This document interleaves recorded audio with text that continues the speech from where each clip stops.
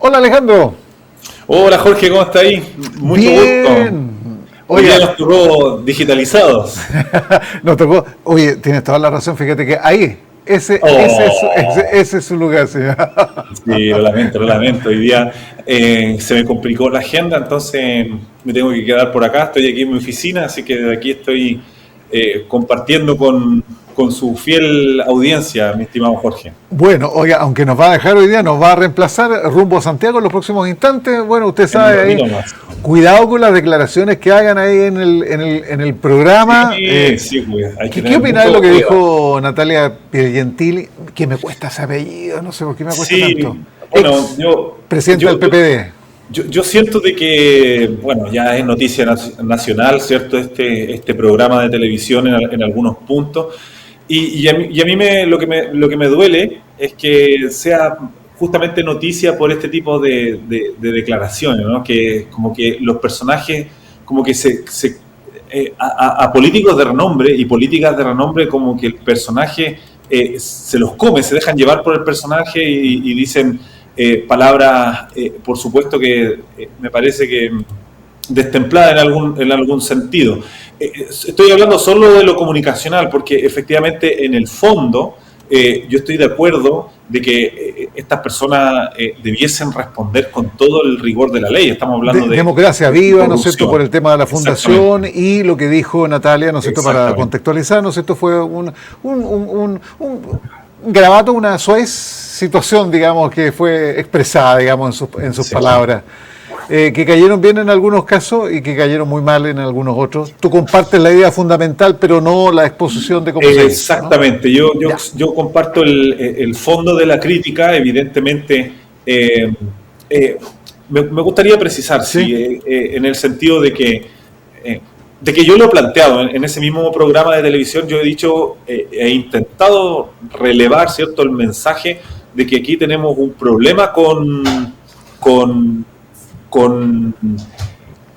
los traspasos de dinero, ¿no? Y esto Uy, se nos queda pegado, ¿eh? Se nos está quedando pegado. Ya, ahí ¿sí? volviste, ahí Ahí volviste, sí. ahí volviste. Ahí muy bien. Ahí te fuiste Eh, otra vez. Ahí volviste. Y así sucesivamente. Debe ser la lluvia. Debe ser la Debe ser la lluvia. lluvia.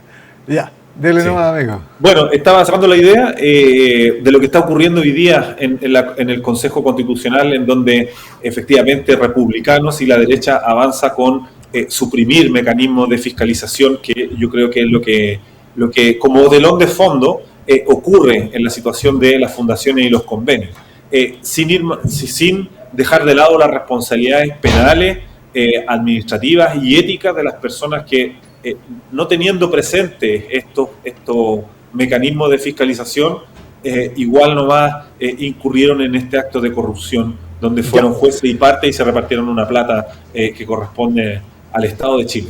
Ok, pero el Frente Amplio, en términos amplios, coge el guante, digamos, respecto a estas declaraciones o se Es siente que ofendido. ¿Cuál es no, el...? para nada, ¿No? para nada, para nada, porque efectivamente el Frente Amplio, que es la coalición que de alguno u otro modo me toca representar, ha sido muy estricta con respecto a esto. Mientras han habido antecedentes, mientras han habido cosas concretas, ¿cierto?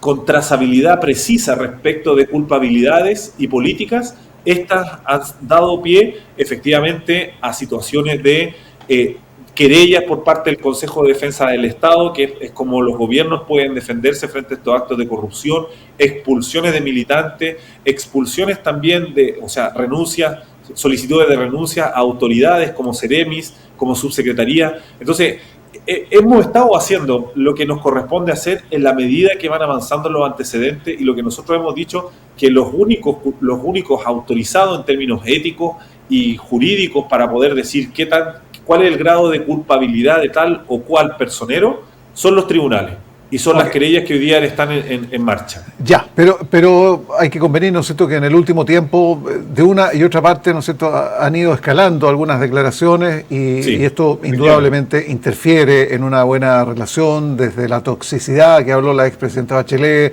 lo eléctrico que habló el presidente Boris.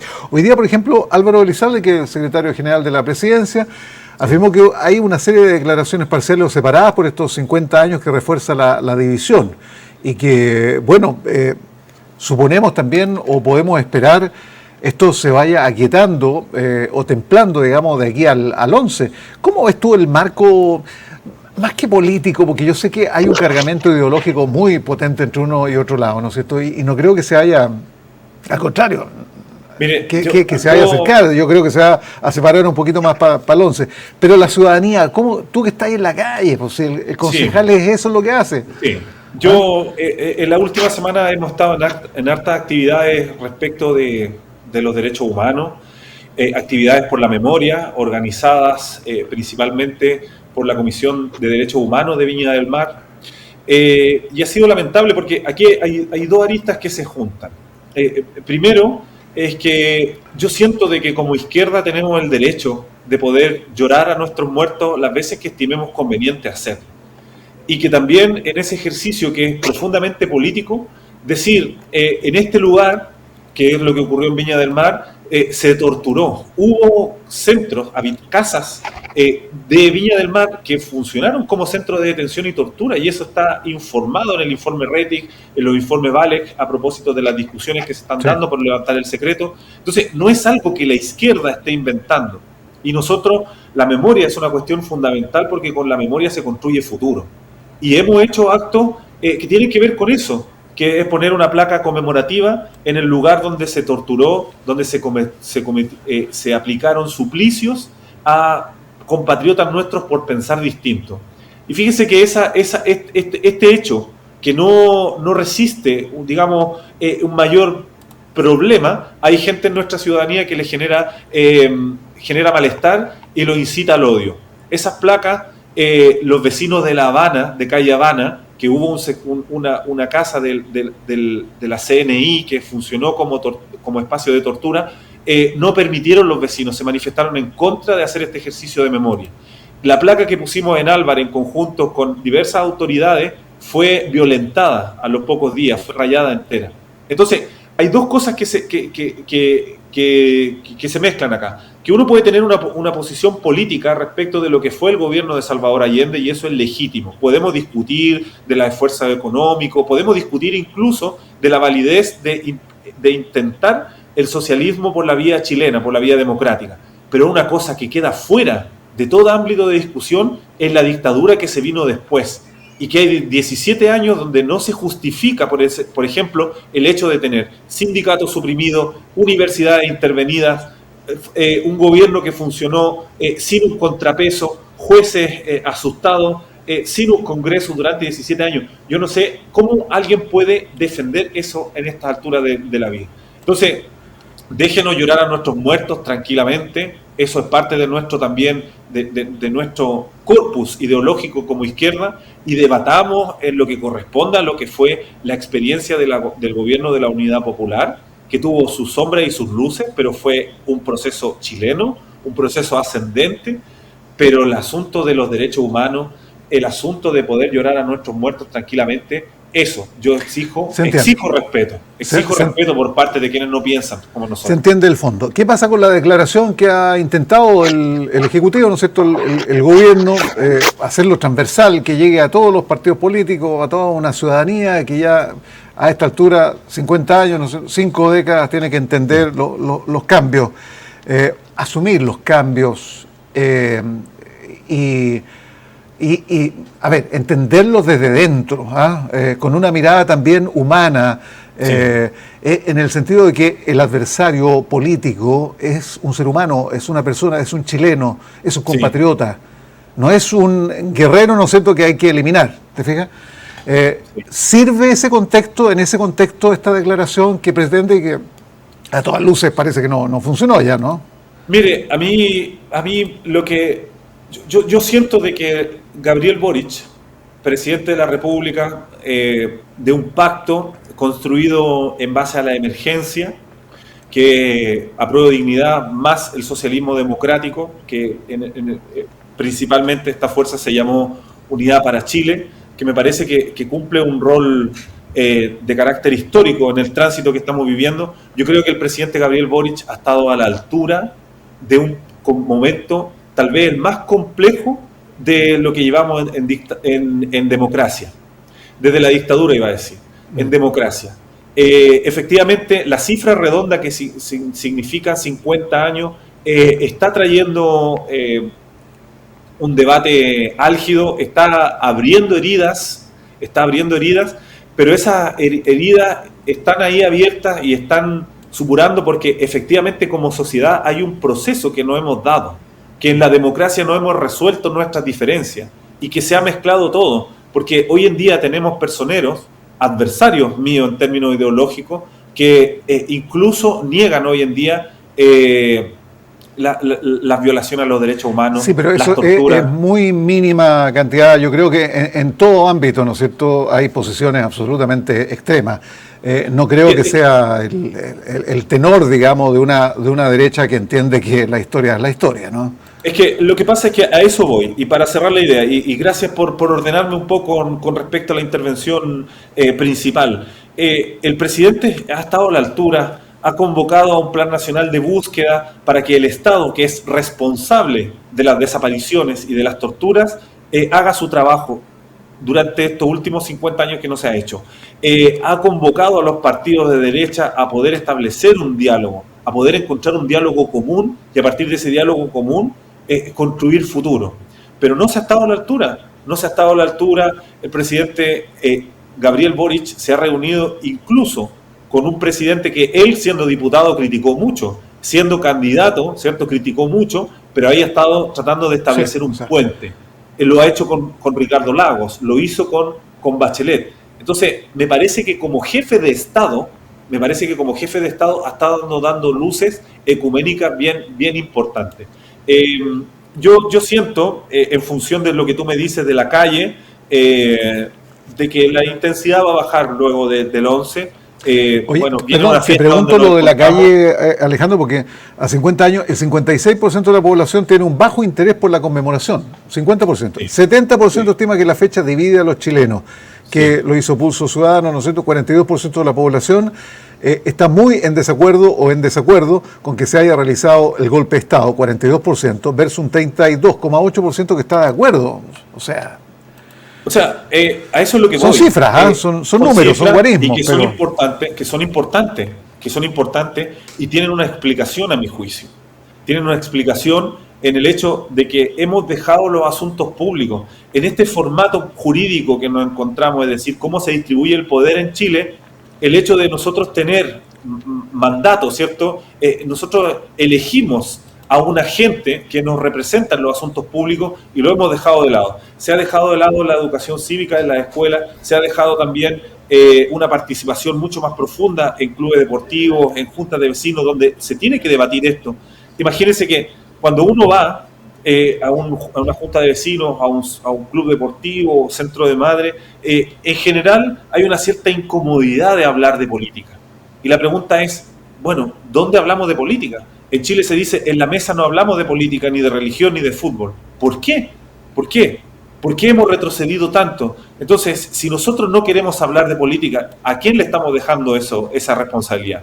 Y yo creo que esas cifras yo creo que tienen que ver más bien con eso, más que con efectivamente una cuestión más política. Yo creo que hay que recuperar el hecho de que la ciudadanía se inmiscuya, ¿cierto?, en los asuntos públicos con mayor profundidad. Sí, absolutamente de acuerdo. O sea, es súper necesario y por eso ahí también la congruencia que hemos tenido en otras oportunidades en la conversación, la falta de educación cívica en los colegios, ¿no es cierto? Sí. Y desde pequeño instaurar, ¿no es cierto?, la necesidad de ser parte de un país. Y ser parte del país también es tomar posesión y es tomar decisiones dentro de la política. Oye, bueno, ese es el contexto. Ahora, perdón, ¿quieres decir? Sí. Solo entregar una idea. A mí me gusta muchas veces incluso, yo no tengo la respuesta para todo, evidentemente, pero sí dejar algunas preguntas planteadas. ¿Cómo, haciendo, digamos, eco de que hay un porcentaje no menor de personas que plantea de que ya le interesa poco o nada lo que signifique 50 años del golpe de Estado en Chile? Entonces, hemos perdido ahí una conexión con el pasado que es muy importante. previo a los 50 años, previo al golpe militar, hubo un proceso político importante en Chile. Y previo a eso también, Y eso también sirve para que nosotros como chilenos y chilenas también nos conectemos un poco con la historia para entender qué es lo que somos como sociedad. Si olvidamos, ¿cierto? Y no generamos opinión respecto de lo que ocurrió hace 50 años, yo me pregunto, ¿cómo podemos enfrentar entonces el futuro? ¿Cómo nos podemos reconocer como nación? Sí. Si lo propio que tenemos es nuestra historia en común. Oye, y en este devenir, ir y venir, digamos, de palabras, de frases, de expresiones, de cosas que van creando, digamos, ese roce, ¿verdad?, con el contrario, que se ha ido presentando, ya está súper claro y súper dicho, ¿no es cierto? De aquí a los 50 años se acerca la fecha, conforme se acerca el 11, digamos, la fecha de conmemoración propiamente tal. Y en este marco, la declaración, lo que estábamos conversando del presidente, ¿no es cierto?, que pretende la declaración Santiago, ¿no es cierto?, de Santiago, para unir, digamos, los criterios en torno a repetir eso. Pero la derecha Chile Vamos también hizo una declaración. La gente de repente se puede preguntar, ¿y por qué no Chile Vamos se inscribe, firma, ¿no es cierto?, presenta su rúbrica frente a la declaración por Santiago? Y el oficialismo, la derecha, o sea, perdón, en este caso la izquierda, digamos, la centroizquierda, el oficialismo en términos generales, firma también la declaración de Chile Vamos. ¿Tú viste los puntos de Chile Vamos? A ver, porque yo le decía a gente de la derecha que ha venido acá, que yo no advierto absolutamente nada que sea complicado, digamos, en el ámbito de lo que presentó el presidente Boric. Al contrario, yo creo que está súper clarito los puntos que hay que privilegiar y que hay que respaldar, ¿no es cierto?, dentro de una sana convivencia democrática. Pero siempre está el tema de la política, de los réditos políticos que son muy pequeños, ¿no es cierto?, bueno, y que tanto mal nos hace. La izquierda, el oficialismo, ¿estaría en condiciones de firmar también, si es que la derecha hace ese gesto de firmar también lo que hace la Chile Vamos? Mira la pregunta que le mando. Sí, yo siento de que, conociendo a Gabriel y digamos, su capacidad de leer escenario y su movimiento de cintura político, yo creo que sí, yo creo que él estaría dispuesto en función de buscar una unidad. Creo que lo ha estado haciendo. Creo que ha estado entregando ese tipo de mensajes toda vez que ha invitado a Chile Vamos a la coalición de derecha, a poder conversar con él. Yo creo que no se ha generado la instancia. Yo siento que aquí hay más una cuestión de doblegar la mano que otra cosa, más decir, yo no estoy a disposición del gobierno, sino que quiero que el gobierno esté a disposición mía. Sí, y eso siempre con esa desconfianza, que en la foto a lo mejor se va a anunciar algo que no les va a caer bien en ese momento. Hace perder un poco el fondo, que es la búsqueda, digamos, de un lenguaje en común. A mí me parece, por ejemplo, rescatable los puntos de los 7 puntos que tú planteas, el compromiso que la derecha tiene que hacer con los derechos humanos. Pero yo espero que eso no quede en letra muerta y efectivamente avance en quitar el pacto de silencio que hay, de que no se intente, por ejemplo, entregarle mejores regalías a las gentes que el propio Estado de Chile ha declarado culpables. Hay personas como Miguel Krafnov que suman cerca de 600 años de cadena perpetua. Entonces, que no levantemos ese tipo de personajes después como si fueran adalides o representantes de la derecha, porque nosotros en ese sentido hemos sido cuidadosos. Al menos cuando Gabriel Boric se ha equivocado respecto de alguna figura, lo ha reconocido y lo ha planteado el error. Bueno, hay tantas opiniones, ¿no es cierto?, como comentarios. Es muy complicada la política, amigo mío, tú lo sabías, porque sí, hay posiciones que son intransigentes, inamovibles. Bueno, oye, en estos programas que tú hay, ¿no es cierto?, que siempre te están invitando los jueves, ahí, ¿por qué no planteáis esta instancia? A ver, hagamos una cosa, sorprende a todos ahí en el panel. A ver, hagamos una cuestión. Si firma Chile Vamos, nosotros firmamos la declaración de la derecha.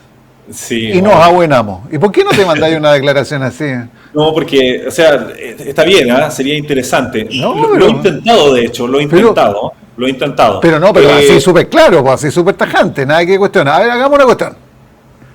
Para ahí toda la sesión ahí de las discusiones, Si firman acá, firmamos acá. Mira, un criterio de realidad y de humildad. Poco real, dices tú. Es que lo que pasa es que yo, si bien es cierto de que cumplo un rol en el Frente Amplio, también tengo súper claro de la que no te podía arrancar con los tarros, digamos. Claro, entonces hay que ser muy respetuoso con eso porque evidentemente es muy difícil, dado también la distribución de poder que existe en nuestro país en términos jurídicos, que un concejal, que yo creo que bastante cosas he hecho, bastante gracias me he mandado como concejal, sea una voz convocante a nivel nacional de partido y de fuerza. Oye, pero te haces famoso, ¿ah? Al tiro, ¿ah? Pero mándate una idea. A ver, yo desafío al Frente Amplio. ¡Ay, qué harto! Y te empiezan a llamar Alejandro Aguilera. Eso es lo que, ¿De dónde? ¿De Convergencia Social usted, caballero? ¿De Viña del Mar? Perfecto. Sí, eso es lo que buscan, porque que me tratan de arrinconar en eso, pero yo soy muy cuidadoso porque también tengo claras mis limitaciones y el alcance de mi voz. Entonces, yo creo que es un llamado muy bonito, pero siento que ese llamado tendría que hacerlo alguien de mayor envergadura en términos políticos. Yo estoy partiendo nomás. Oiga, pero no se achique, usted es representante acá de la ciudadanía, sí, es muy conocido acá, es muy respetado, tiene intenciones políticas a futuro, me imagino yo, no hemos conversado el tema, pero me imagino que obviamente si has tenido tanta buena aceptación, si te ha ido bien en la política, tu carrera también puede ir despegando, planteando este tipo de desafíos. Cortémosla con la cuestión de aquí y de allá. Tírese nomás hoy día. ¿Cómo la Piegentili? Bueno, ahí está. Pero, lo que pasa es que ahí yo siento de que ese mensaje, yéndola un poco, volviendo al hilo inicial, centrado en la forma, tiene que ver más bien con algo que yo me he cuidado mucho de no caer, ¿verdad? Sobre todo por esta función también de académico que cumplo. Creo que eso también se está viendo. Yo sé que la universidad... mis estudiantes, mis colegas están viendo un poco lo que yo hago como autoridad pública, mi intervención en el programa, entonces tampoco me puedo destemplar mucho en las formas. Y yo creo que las formas buscan efectivamente una posición en la centro derecha, donde efectivamente está siendo bien recibido el mensaje duro, ¿cierto? La grosería, el encaramiento directo. Pero yo no sé si eso vaya a pasar y permita subsistir de aquí en el tránsito que tenemos de aquí a 2 años más, que serían las elecciones parlamentarias, que es lo que yo creo que buscan este tipo de ¿cómo se dice esto? De llamados de atención, por decirlo de algún modo. ¿Sí? Emplazamientos, esa es la palabra. Ok. Sí. No te enganché con la idea. Oye, como reflexiona, uno desde fuera dice, ¿por qué los políticos son así? No se chasconean, no dicen esto. No? Pero tú tenés razón, tú estás dentro de un marco, tenés un contexto político, tenés un respaldo, tenés pega, tenés todo, ¿no es cierto? Tenés compañeros, tenés relaciones que obviamente te pueden complicar un poco. Y hay que ser disciplinado también, porque eso es lo que se está pidiendo en algún momento, ¿no es cierto? Esto del cambio, ¿cómo se llama? De los que están en un partido, ¿no es cierto? Y se desprende, ¿cómo se llama esto? Los que se van. Los díscolos, ¿no es cierto? Efectivamente, los díscolos. Bueno, tratar de evitar los díscolos, ¿no es cierto? Porque en definitiva se te va a la chuña, digamos, un partido político, ¿no es cierto? Un planteamiento general, un esquema, que es lo que busca también la seguridad de la estabilidad institucional. Yo estoy muy de acuerdo contigo con esa reflexión y a mí cuando me preguntan esto, yo siempre me gusta a mí dar ejemplos como concretos de la cultura popular. Y existe, por supuesto, de que toda la audiencia, ¿cierto?, conocerá al tío de Spider-Man, ¿no? Al tío de Peter Parker, que le decía a Peter Parker, un gran poder requiere también una gran responsabilidad. Por supuesto. Entonces, yo creo que, si bien es cierto de que esto es de la cultura popular, ¿cierto?, de una historieta, yo creo que tiene una potencia que es muy importante. Y además, siendo responsable también con ese poder que me entrega la ciudadanía, que gracias a eso puedo estar hoy día transmitiendo estas ideas por el programa Ponte Online, yo siento de que una de las cosas que hace que yo sea una persona disciplinada en política es que yo no tengo problemas de poner mi yo, mi individualidad al servicio común y colectivo. Y ahí hay una diferencia ideológica muy profunda con quienes piensan de que el super yo va por delante de todo lo demás y que yo me puedo chasconear y que yo puedo generar roce porque soy yo y yo hablo y estimo lo que quiero.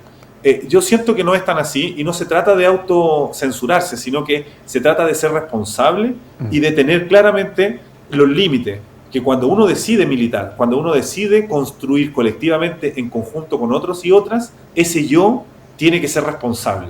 Y eso es lo que me motiva a mí en general en ser esta disciplina. Muchas veces yo me he querido arrancar con los tarros, ¿cierto? Pero entiendo de que a lo mejor tendrían que ser otros que tengan que responder también mis acciones y eso me parece que no es justo. Así que esa es como mi reflexión, es como el sello que yo he intentado hacer en el ejercicio de la política. Se entiende. No es fácil, ya. Oiga, amigo mío, no sé si queda algo pendiente que te interese, digamos, incluir, porque estamos a 30 segundos ahí de irnos a la pausa. Hacer un llamado a la ciudadanía de Viña del Mar, en el sentido de que yo entiendo de que pueden haber personas que no piensen como yo, que tengan una valoración distinta a lo que fue la experiencia de la Unidad Popular y de Salvador Allende, pero como yo he dicho al principio de esta intervención, creo que tenemos el derecho a llorar a nuestros muertos, creo que tenemos el derecho a hacerles un homenaje por lo que significó su tortura, su desaparición, y el día 11 de septiembre, como lo hemos hecho siempre, vamos a hacer una romería, y espero que se nos respete, que se nos cuide, y que se entienda de que esto es parte también de nuestra composición humana, el reconocer a quienes entregaron la vida por una causa, en mi opinión, popular, del pueblo, por los derechos de las grandes mayorías. Nosotros queremos estar ahí y acompañarles en memoria. Así que el 11 vamos a estar en el cementerio de Santa Inés, conversando estas cosas, reflexionando y en compañía de quienes también tenemos estos principios ideológicos. Sí. Y aquí en la Quinta Región son como 30 casos puntuales. Lo estábamos conversando con la Seremi de Justicia, Derechos Humanos, ahí con Paula Gutiérrez, que estuvo aquí en el programa, con este plan, ¿no es cierto?, de investigación, sí, de trazabilidad para llegar a determinar qué es lo que pasó, ocupando también los recursos, utilizando todos los elementos necesarios de un Estado de Derecho, ¿no es cierto?, que te permite indagar y llegar a la justicia. Así que, bueno, eso es lo que pretendemos también, buscar, encontrar y conocer. Amigo mío, toda la suerte del mundo, como siempre, y nos encontramos la próxima semana, ojalá ahí. El próximo. Ahí estaré. Me comprometo públicamente, ahí estaré, don Jorge. Nos vemos entonces el próximo miércoles analizando lo que ha sido este 11 de septiembre, muy cargado políticamente, y a mí, exceptuando los extremos que evidentemente se desmarcan acá en una suerte de efervescencia díscola, ¿cierto? Yo creo que es políticamente muy importante que tenga esta carga porque permite confrontar, permite expresar posiciones, y yo creo que eso siempre es positivo a la hora de poder conectarnos con nuestra historia y lo que nos hace propio. Nuestra historia es lo que nos hace propio como nación. Chao, Alejandro, que estés muy bien, cuídate. Un gran abrazo a todos, a todas, nos estamos viendo. Eso, chao. Desde la oficina central ahí como docente ahí en la universidad, don Alejandro Aguilera, de Convergencia Social, concejal hablando de la política y a propósito de la historia de los políticos. Luego vamos a tener también al centro con el Partido Demócrata, vamos a estar con Jorge Tarud, arribando también con su experiencia, con su historia respecto a estos 50 años. Vamos a la pausa, vuelve el Ponte Online.